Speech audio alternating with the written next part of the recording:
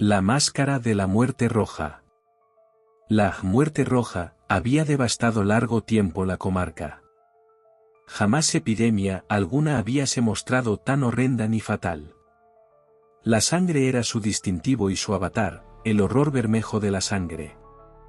Producía agudos dolores, vértigos repentinos, y luego, abundante hemorragia de los poros, y la descomposición final. Las manchas escarlata en el cuerpo, y especialmente en el rostro de las víctimas, eran el entredicho fatal que las arrojaba lejos de la asistencia y simpatía de sus semejantes. Y el ataque de la peste, su proceso y su terminación, era solo cuestión de media hora. Pero el príncipe próspero era afortunado, intrépido y sagaz. Cuando sus dominios se encontraron despoblados por mitad, convocó a su presencia a 1.000.000 de alegres y vigorosos amigos entre los caballeros y damas de su corte, y retiróse con ellos a la reclusión más completa en una de sus almenadas abadías. Era esta de amplia y magnífica estructura, creación de la propia augusta y excéntrica fantasía del monarca. Circundábanla fuertes y elevadas murallas, provistas de puertas de hierro. Una vez que entraron los cortesanos, se trajeron hornos y pesados martillos y quedaron soldados los cerrojos.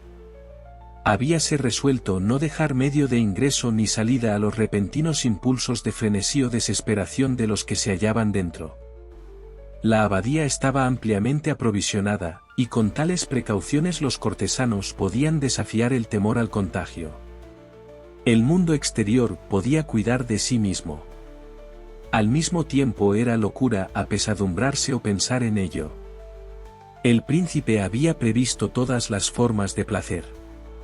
Había bufones, trovadores, bailarines de ballet, músicos, vino y belleza. Todo esto y la salvación se hallaban dentro. Fuera quedaba la muerte roja. Hacia la terminación del 5º o 6º mes de aislamiento, y mientras la peste arrasaba furiosamente afuera, el príncipe próspero entretenía a sus amigos con un baile de máscaras de inusitada magnificencia. Era una escena voluptuosa, en verdad, esta mascarada. Pero, ante todo, dejadme describir los salones en que se realizaba. Eran 7 cámaras, todo un departamento imperial.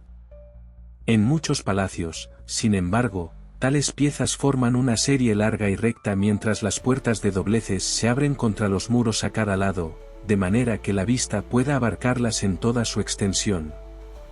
Pero aquí todo era muy distinto, como podía esperarse de la afición del duque por lo bizarro. Las habitaciones estaban tan irregularmente dispuestas que la visual podía abrazar muy poco más de una al mismo tiempo.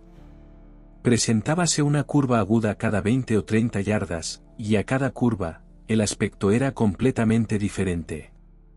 A la derecha y a la izquierda, en el centro de los muros, una estrecha y elevada ventana gótica, daba a un pasillo cerrado que seguía las revueltas del departamento. Estas ventanas eran de vidrios de colores en combinación con el tono dominante de la decoración de la cámara sobre la cual se abrían. La del extremo oeste, por ejemplo, estaba entapizada de azul, y de azul vívido eran los cristales de las ventanas. La segunda pieza estaba decorada y entapizada de púrpura, y aquí los cristales eran color de púrpura. La tercera cámara era verde, e igual color ostentaban las ventanas. La cuarta estaba amueblada y alumbrada en tono anaranjado, la quinta de blanco, la sexta de violado. La séptima habitación estaba severamente revestida de tapicerías de terciopelo negro que cubrían el techo y caían a lo largo de los muros en pesados pliegues sobre una alfombra de igual color e idéntico tejido. Pero, en esta cámara solamente, el color de las ventanas no correspondía al matiz de la decoración. Los cristales eran allí escarlata, de un tono vivo de sangre. Ahora bien, en ninguna de las 7 habitaciones había lámpara o candelabro alguno entre la profusión de adornos de oro esparcidos acá y allá o pendientes del techo. No se veía luz de ninguna clase que emanara de arañas o bujías dentro de las cámaras. Pero en los corredores que rodeaban la serie, veíase, delante de cada ventana, un pesado trípode sustentando un brasero de fuego que proyectaba sus rayos a través del coloreado cristal, iluminando alegremente la habitación y produciendo con sus reflejos multitud de graciosas y fantásticas apariciones. Más hacia el lado del oeste, o sea en la cámara negra, el efecto del fuego que corría sobre las negras colgaduras, penetrando a través de los cristales teñidos de color de sangre, era extraordinariamente lúgubre, y daba tan sombrío aspecto a la figura de los que entraban, que muy pocos de la compañía eran suficientemente intrépidos para traspasar sus umbrales. En esta pieza había también un gigantesco reloj de ébano que se erguía apoyado contra el muro occidental. Su péndulo oscilaba con triste y pausado movimiento, y cuando las manecillas habían recorrido todo el circuito de la esfera y la hora iba a sonar, venía desde las profundidades bronceadas del reloj un sonido alto y claro y extremadamente musical, en verdad, pero de entonación y énfasis tan peculiares que, a cada lapso de una hora, los músicos de la orquesta se veían obligados a detenerse instantáneamente en su ejecución para escuchar el sonido, y los bailarines cesaban en sus evoluciones, todo. Lo cual provocaba un breve desconcierto en la alegre compañía, pudiendo observarse que mientras los ecos del reloj vibraban todavía, los más jóvenes palidecían, y los de mayor edad y más serenos pasaban su mano por la frente como en medio de algún confuso ensueño o meditación. Más apenas cesaba la vibración, ligeras carcajadas brotaban por todas partes en la asamblea, los músicos mirábanse unos a otros y sonreían de su propia nerviosidad y locura, comprometiéndose mutuamente en voz queda a que la próxima campanada del reloj no les produciría emoción semejante, y luego, pasado el lapso de los 60 minutos, que representan 3600 segundos del tiempo que vuela, repetíase el sonido del reloj, y repetíase igual desconcierto, el mismo temblor y meditación. De una hora antes. Pero, a pesar de todo, era aquella una brillante y magnífica fiesta. La estética del duque era original. Tenía un gusto refinado para la combinación de efectos y colores. Desdeñaba la decoración que solo se gobierna por la moda. Sus ideas eran atrevidas y desordenadas y sus concepciones ostentaban bárbaro esplendor. Algunos le habrían calificado de loco. Sus admiradores, sin embargo, sabían que no era así, pero se hacía necesario oírle, verle, y palparle para estar seguros de que se encontraba en su juicio. El príncipe había dirigido personalmente, en su mayor parte, la decoración fantástica de las 7 cámaras, con motivo de su gran festival, y había decidido según su propia inspiración el carácter de la mascarada. A buen seguro que los disfraces eran extravagantes. Mucho brillo y relumbrón, mucho de agresivo y fantasmagórico, mucho de lo que de entonces acá se ha observado después en Hernani. Encontrábanse figuras arabescas con miembros y accesorios extraños. Había fantasías delirantes como las creaciones de un loco. Había mucho de belleza, mucho de ingenio, mucho de bizarría, algo de terrorífico y no poco de lo que podía inspirar aversión. Acá y allá en las 7 cámaras discurrían muchos desvaríos, en verdad, desvaríos que serpeaban entrando y saliendo, tomando el colorido de las habitaciones y haciendo pensar que la música descabellada de la orquesta era el eco de sus pasos. A poco, dio la hora el reloj de ébano colocado en el salón de terciopelo. Y entonces todo quedó silencioso y en suspenso, dejándose oír únicamente la voz del reloj. Los desvaríos quedaron rígidos y helados en su inmovilidad. Más pronto se desvanecieron los ecos de las campanadas, cuya duración había sido apenas de un instante, y una risa ligera, velada a medias, flotó tras ellos mientras se apagaban.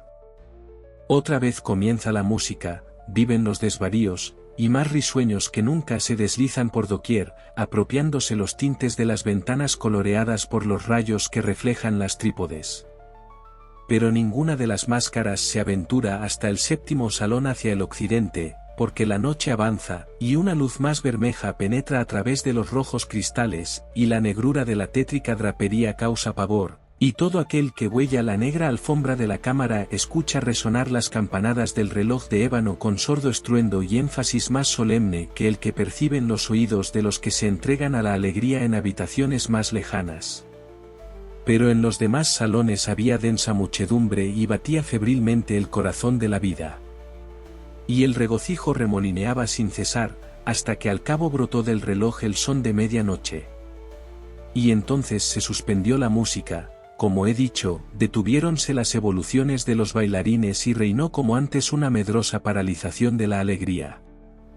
Esta vez eran 12 las campanadas que debía dar el reloj, por esto aconteció quizá que, con mayor tiempo, brotaran más recuerdos en la imaginación de algunos pensativos concurrentes a la fiesta. Y quizá por esto aconteció también que, antes de que el eco de la 12ª campanada hubiérase hundido en el silencio, muchas personas advirtieran la presencia de un enmascarado que no había llamado hasta aquel momento la atención de los circunstantes.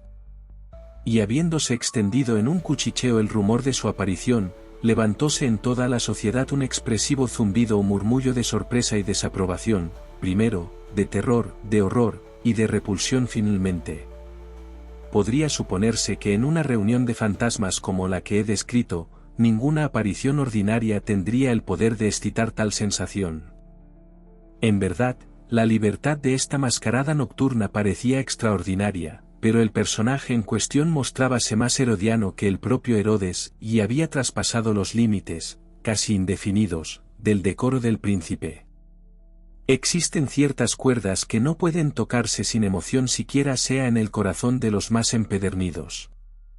Aun respecto de aquellos completamente abandonados, para quienes la vida y la muerte son igualmente burlescas, hay ciertos temas en los cuales no es permitido bromear.